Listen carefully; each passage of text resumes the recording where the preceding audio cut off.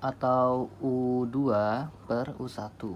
Atau dari U2 penjabarannya bisa kita langsung tulis menjadi rumus geometri U itu adalah seperti UN.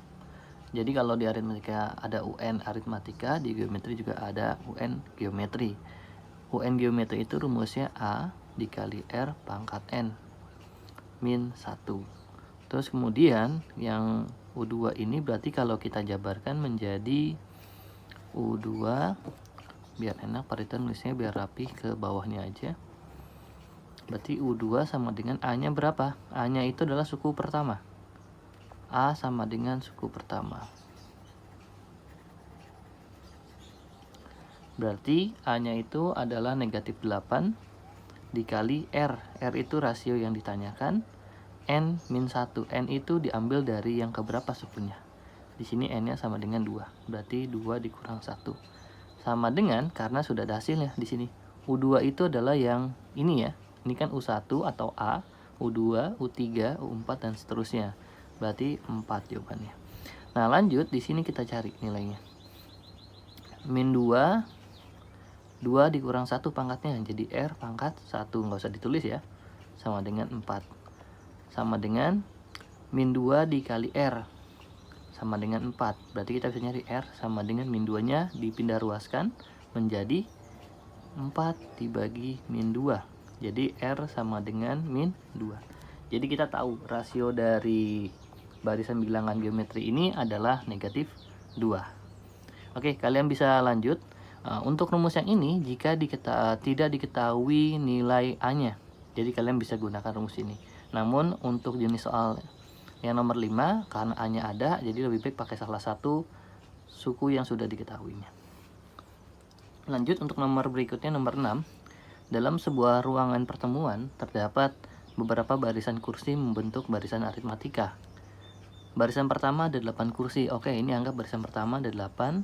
Kemudian barisan kedua ada 12, berarti lebih banyak ya, lebih panjang. Dan seterusnya sampai 5 baris.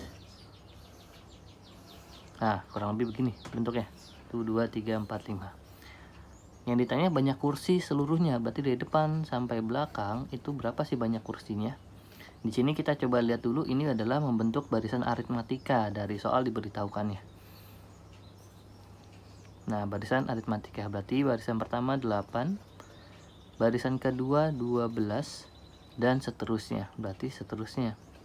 Yang ditanya banyak kursi pada seluruh barisan atau 5 barisan. Berarti ini kita menggunakan rumus SN. Rumus SN di aritmatika adalah, udah tahu ya, sama kayak yang di nomor sebelumnya. N per 2, 2A ditambah N dikurang 1 dikali B. Dimasukin. N-nya itu berarti yang ditanya 5 baris, berarti S5. 5 per 2, 2 dikali A-nya berapa? A-nya 8 ditambah N-nya itu 5 dikurang 1 dikali B-nya. B itu bedanya. Dari 8 ke 12 itu berapa bedanya? Tambah 4 kali 4. Berarti di sini Parito harusnya nulis di awal ya. A-nya sama dengan 8, N-nya sama dengan 5, B-nya sama dengan 2. Nanti kalian tinggal masukkan ke rumus yang sudah diketahui SN-nya. Ini biarkan saja 5 per 2. Kita hitung yang dalam kurung terlebih dahulu.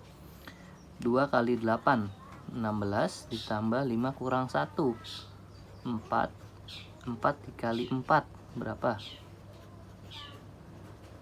16 juga ya. Nah, ini Parituan lanjut ke sini.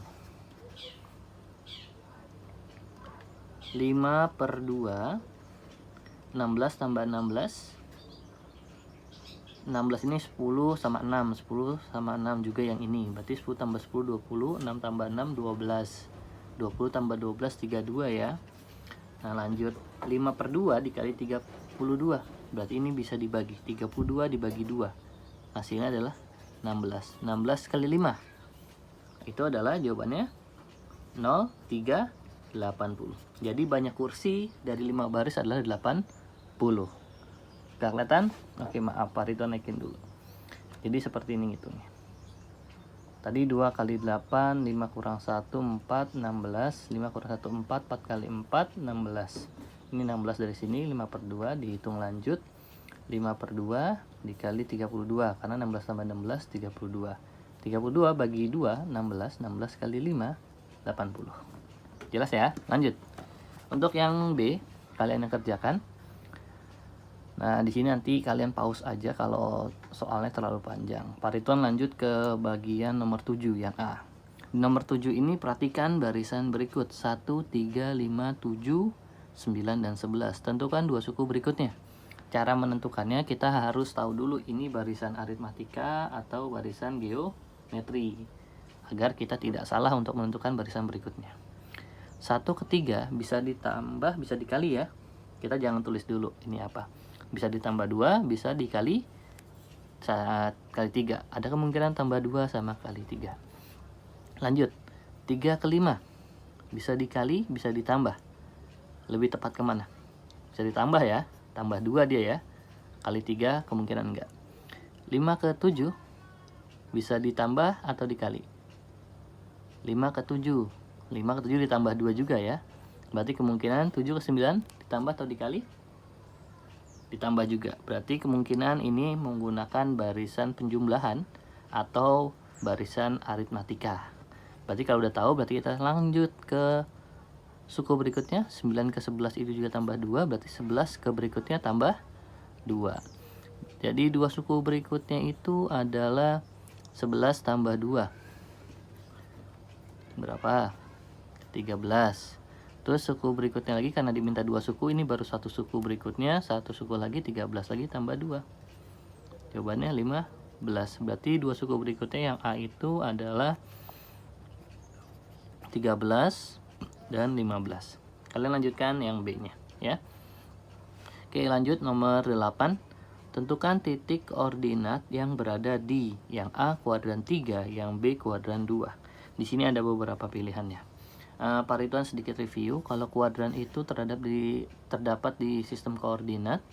Bagian kanan ini kuadran 1, bagian kiri kuadran 2, bagian kiri bawah kuadran 3, bagian kanan bawah kuadran 4.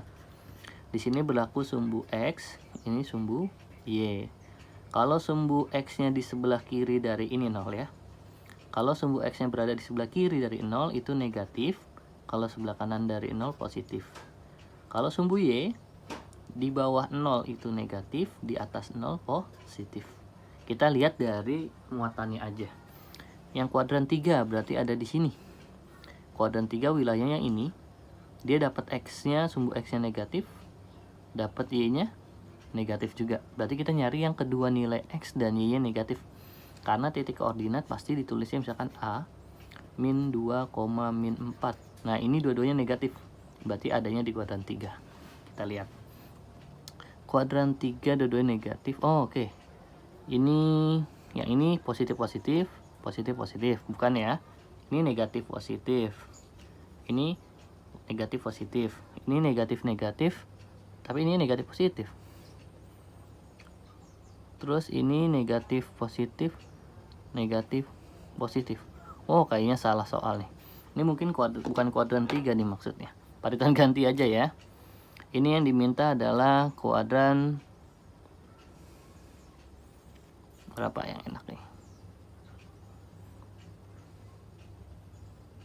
Kuadran 1 aja deh. Jadi kalau kuadran 1 itu adanya di X-nya, sumbu X-nya positif, sumbu Y-nya positif. Berarti jawaban di sini yang kuadran 1 adalah yang A ya. X-nya positif, Y-nya positif, X-nya positif, Y-nya positif. Berarti jawabannya itu hanya 1. Biasanya di soal itu nulisnya hanya 1. Kayak gitu. Oke, lanjut kalian kerjakan yang B. Sekarang Pak Ridwan bahas yang nomor 9. Titik koordinat berikut berada pada kuadran. Nah, ini caranya sama kayak cara yang ini. Satunya negatif, X-nya negatif. Di sini berarti X-nya negatif, Y-nya positif. Berada di kuadran mana? Yang X-nya itu negatif, Y-nya positif. Kuadran 2. Berarti ini berada di kuadran 2. Oke. Lanjutkan yang B-nya. Sekarang nomor 10. Nomor 10 ini, jika panjang jalan tol pada peta 2,4 cm dan jalan tol sesungguhnya itu 12 km panjangnya, maka skala peta yang digunakan adalah, ini materi sistem koordinat juga, bagian skala.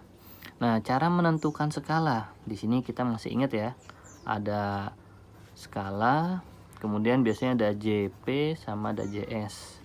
Kalau Pak Ridwan mengajarkannya dulu pernah, skala itu terdiri dari dua bagian. Biasanya 1:2, 3:4, bisa juga atau 1:1 juta kayak gitu ya. Nah, di sini karena kita nyari skala, cara gampangnya sebenarnya dari perbandingan itu, skala misalkan 1:200.000. Ini sebenarnya 1 JP sama dengan 200 JS. Tapi JS-nya dalam senti. Nah, sekarang kalau kita mau nyari skala, berarti kita tinggal balik aja ngerjainnya. Nah, ini Pak Ridwan hapus biar muat. Jadi sekarang kita balik. JP banding JS, tapi JS-nya harus dalam senti. JP-nya berapa? 2,4. JS-nya 12 km. Kilometer ke senti turun berapa? Turun 5 ya. Kalau turun 5 berarti ditambahkan nolnya atau dikalinya sama 100.000. Jadi 12 tambah 0,5. Dah. Jadi 1.200.000. Berikutnya, kedua bagian sama-sama dibagi. Yang ini Pak Ridwan hapus biar muat lagi. Lanjut ke samping. Kedua bagian berarti dibagi sama-sama dibagi berapa biar jadi paling sederhana. Kalau Pak Ridwan sih baginya 2,4 pasti bisa dibagi 2,4. 12 belum tentu. Oh, kita coba ya. 2,4 bagi 2,4. Jadi berapa? 1 banding 12 bagi 2,4. 2,4-nya Pak Ridwan rubah jadi 24/10. Jadi 12 dikali 10/24. Coret-coret bagi 12. 1 sama 2. 10 bagi 2, 5. Ya. Jadi jawabannya 5. Ternyata 12 bisa dibagi itu, jadinya 5 tambah 0 sisanya. Jadi skala yang digunakan adalah 1:500.000 caranya. Jadi kedua bagian di JP dan JS dibagi sama 2,4. Jelas ya? Kalian lanjut untuk kerjakan yang B-nya. Sampai di sini dulu untuk kisi-kisi untuk pembahasan soal PAS bagian pertamanya. Untuk pertemuan selanjutnya kita akan coba lanjut untuk yang bagian kedua. Wassalamualaikum warahmatullahi wabarakatuh.